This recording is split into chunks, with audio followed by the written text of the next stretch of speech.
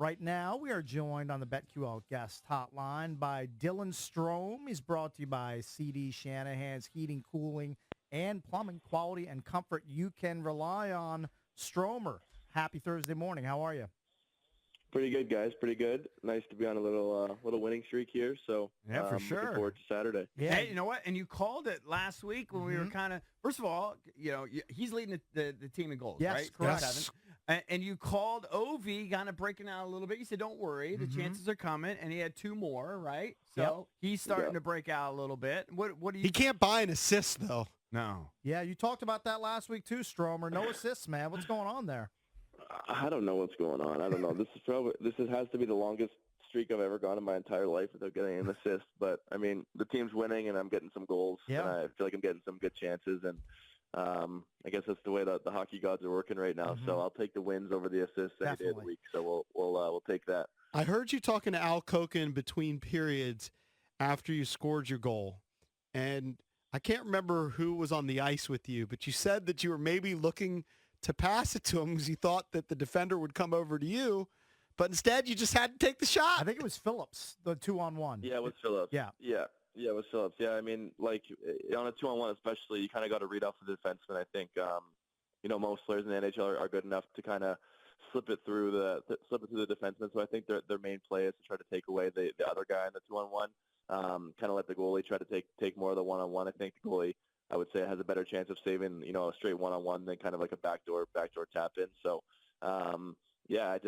I was looking past the whole way. And then I kind of, once I got down like below the hash marks, I kind of figured, all right, pass doesn't really seem like an option here. So just try to shoot it as hard as I could and had the right side of the net. So I was definitely pretty pumped up after that one and ended up being the game winner. So beating the best team in the league feels pretty good and ready to move on to this weekend. Yeah, Dylan, rewinding a little bit on your goal, what a great setup from Sonny Milano. He just casually banks the puck off the boards, and then all of a sudden the puck is on your tape. And you're like, okay, here's an opportunity.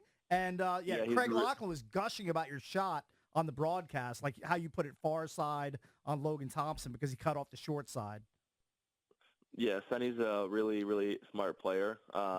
They kind of threw a D-to-D pass, and then it went off to Enwall. And as soon as they put a D-to-D pass, I felt like it was kind of going to be a bad pass. And I kind of screamed at Sonny, and he heard me right away. I asked him on the bench if he heard me. He said, "Oh yeah, I heard you." And he just kind of banked it right off the wall. And I knew when I looked up, I was going to have a pretty clear-cut 2-on-1. So nice to put that one home and give us a big lead there.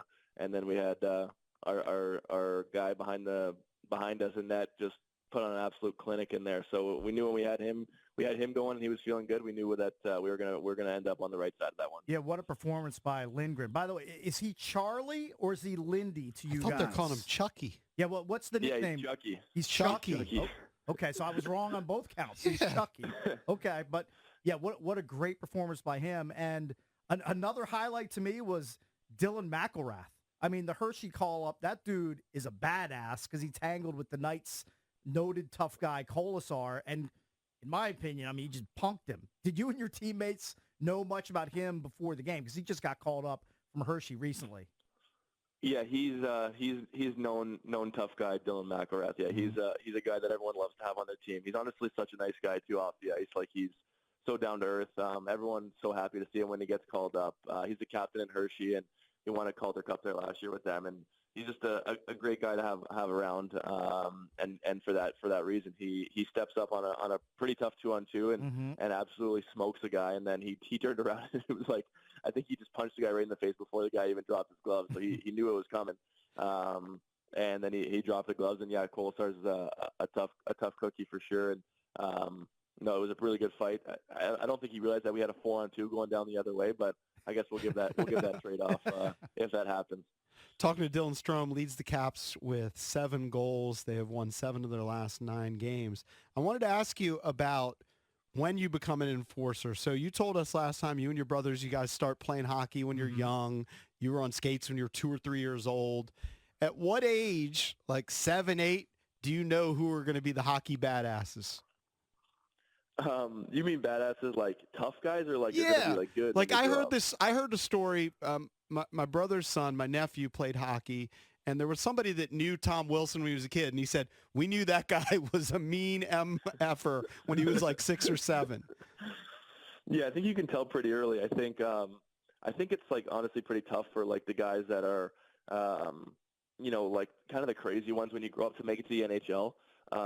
Like there was definitely some some crazy kids that you never wanted to play against. You didn't know if they were going to slash you over the head or just run you from behind in the game. But I think the guys that are like that can score and also do that, they have a really good chance of making it. I think anyone that plays super physical and always looking to get in altercations, but also can score, that's kind of what a lot of teams are looking for. Like there's a guy like Matt Tkachuk or a guy that can get under other teams' skin or guys that have kind of done that their whole career. Tom's honestly a great example. Like he can score, he can make plays. And I know for a fact that other teams don't like playing against him. He catches some guys, when they're the least suspecting it and lays some pretty good hits on them. So I would say you could tell at a pretty early age, although I will say it's pretty hard to make the NHL just by doing that. You got to have the skill that comes with it. Yeah, so Dylan, I wanted to see the McElrath fight in its entirety. So I went to hockeyfights.com. I saw it. Again, I saw him beat Colasar's ass pretty soundly. So then I was like, I need to search Dylan Strome's fight history on hockeyfights.com. And Is it a long history? No, it's very short. The only entry is from 2013-14 when you had to be like 16 to 17 years old.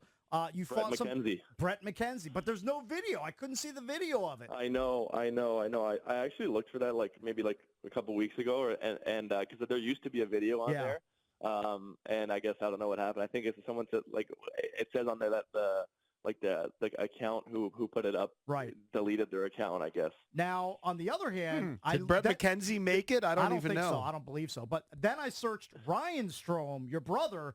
He's got a much longer list of scraps than you do. Your brother likes to scrap a little bit. Yeah, I think he's got 10 or 11 fights. Yeah, I like to say that I'm the middle child, so I'm the lover of the family. I'm a lover, not a fighter.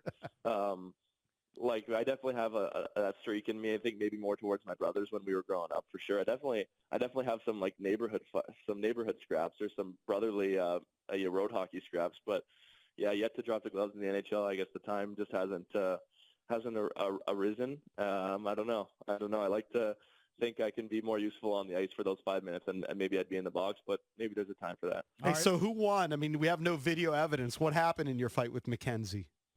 I remember we were down. We were on a little losing streak, and it was my first year in junior, so kind of the first year that you were allowed to fight, and we were on a couple game losing streak, and we were down 2-0 in the game. Just asked him at center ice, and he said no, kind of maybe later, and I said no, we got to do it now or not at all. So the ref just dropped the puck, and we kind of just both dropped the gloves. I think on hockey fights, it was pretty even, honestly. He's a pretty big guy. He's taller than me. I think you can vote on hockey fights. I think I had 1 win vote and 2 lost votes, but I like to think it was maybe someone from his family that voted. So. Right. Well, look, you're playing for the Capitals, and no offense to him, he's playing for the Toledo Walleye right now in the ECHL. He didn't sign a 5-year, $25 million extension last time I checked. But I could be wrong. I could have missed that. Stromer, thanks as always. Get some rest and then try to get 2 more points against Columbus. Keep the heater going, man. Thanks again. Sounds good.